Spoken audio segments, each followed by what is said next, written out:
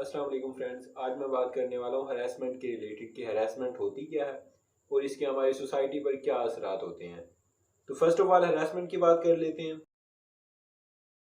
Harassment की अगर हम डेफिनेशन की बात करें तो harassment is unwanted physical, verbal और विजुअल बिहेवियर दैट ह्यूमिलेट्स और एम्बैरेस अ पर्सन।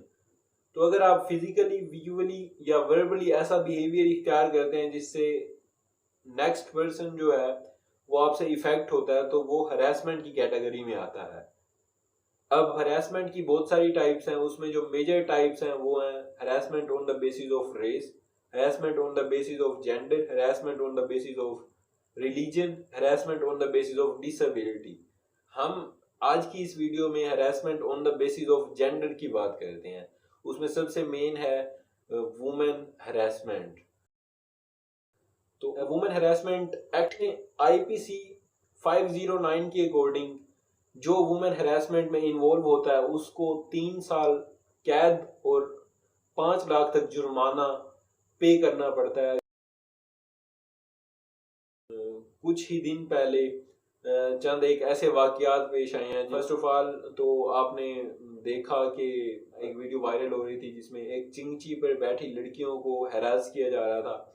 उसके बाद आयशा अकरम का इंसिडेंट, जो एक टिकटॉकर लड़की 14 अगस्त वाले दिन मीनार पाकिस्तान पर जाती है। तो आयशा अकरम को 400 लोग मिलकर कलेक्टिवली हैरास करते हैं।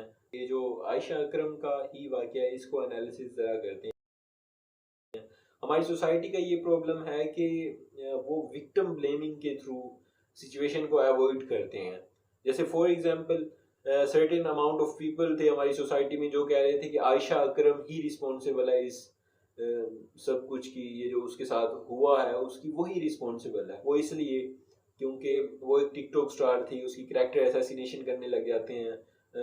उसका बॉयफ्रेंड था, उसने एक वीडियो के थ्रू सबको बुलाया था कि 14 अगस्त वाले दिन मैंने इस जगह पे आना है। तो ठीक है, अगर उसने बुलाया था, क्या उसने ये भी कहा था कि आके मुझे टीज करें, आके मुझे फिजिकली अब्यूज करें और मुझ पर ताने कसते रहें और मुझे हवा में उछालते रहें, मेरे कपड़ों को नोच लें? क्या उसने ये सब कुछ कहा था? और क्या उसने कोई कानून तोड़ दिया था वहां पर आकर, या फिर उसने कुछ ऐसा कर दिया था जो नहीं करना चाहिए था? क्या उसका राइट नहीं बनता था मीनार पाकिस्तान वाली जगह पर आने का? तो ये बिल्कुल उसको ब्लेम करना, ये बिल्कुल ये गलत बात है कि उसने ड्रेसिंग सही नहीं की हुई थी, उसका एक बॉयफ्रेंड था, उसका करैक्टर सही नहीं था, वो टिकटॉक पर वल्गर टाइप की वीडियोस बनाती थी। ये विक्टिम ब्लेमिंग में आता है। तो चाहे उसने जो कुछ भी किया है, इस सिचुएशन की रिस्पॉन्सिबल हम आयशा अकरम को बिल्कुल नहीं कर सकते, क्योंकि उसके साथ तो जुल्म हुआ है, वो मजलूम है। और सिचुएशन कोई भी हो, हम एक मजलूम को ब्लेम नहीं कर सकते कि आपके साथ जो जुल्म हुआ है उसके लिए आप डिजर्विंग थे। तो इस सिचुएशन में हम बिल्कुल भी नहीं कह सकते कि ये जो सब कुछ आयशा अकरम के साथ हुआ उस सब की वो रिस्पॉन्सिबल खुद थी। वो तो विक्टिम है, वो तो उसके साथ तो जुल्म हुआ है, वो कैसे रिस्पॉन्सिबल हो सकती है? एंड आई थिंक ये कॉमन सेंस की बात है कि आप ज्वेलरी उस जगह पे नहीं पहन के जाती जहां पर चोर लुटेरे हों। इसी तरह ही टिकटॉक पर 80% लोग जो होते हैं वो वल्गर टाइप का कंटेंट देखने आते हैं। तो अगर उसने बुलाया था उनको तो उसे मेंटली और फिजिकली प्रिपेयर होके जाना चाहिए था। अब दूसरी साइड पे बात कर लेते हैं। जो सर्टेन अमाउंट ऑफ पीपल हैं जो बाकी रह गए हैं, वो कह रहे हैं कि जी 400 जो लोग थे उनका कसूर था, उनकी तरबियत सही नहीं की हुई थी, उन्हें एथिक्स का पता नहीं था, उनमें मोरालिटी नहीं थी। तो मैं क्लियर कर दूं कि ये जो 400 लोग हैं उनके पीछे 800 पेरेंट्स हैं। तो आप इनडायरेक्टली ये कह रहे हैं कि ये जो 800 पेरेंट्स थे उन्होंने तरबियत सही नहीं की अपनी औलादों की, जिसकी वजह से वो बाहर जाकर दूसरी लड़कियों को टीज कर रहे हैं और हरास कर रहे हैं। तो आपके कहने का मकसद ये है कि ये वहाँ पर सारे यंगस्टर्स थे, 20 to 30 एज के दौरान थे। तो ये जो पेरेंट्स हैं ये 20-30 साल तक इन बच्चों की तरबियत घर में बिठा के करते रहे कि कहीं ये बाहर निकलेंगे, किसी की बेटी को, किसी की लड़की को छेड़ ना दें। तो क्या उन्हें घर बिठा देना चाहिए था? और ये भी एक कोई फैक्ट नहीं है कि हम 400 लोगों को ब्लेम कर दें कि इस सिचुएशन के आप रिस्पॉन्सिबल हैं। जिस तरह ये फैक्ट नहीं है कि आयशा अकरम इस सिचुएशन की रिस्पॉन्सिबल है, उसी तरह ये भी फैक्ट नहीं है कि ऑन द बेसिस ऑफ तरबियत हम ये कह दें कि ये जो 400 लोग हैं इस सिचुएशन के, वो रिस्पॉन्सिबल हैं। तो यहाँ पर ये कहना कि ये जो सारी सिचुएशन है इसमें उन 400 लोगों को कसूर है कि क्योंकि उनकी तरबियत सही नहीं थी, तो ये भी एक गलत बात होगी।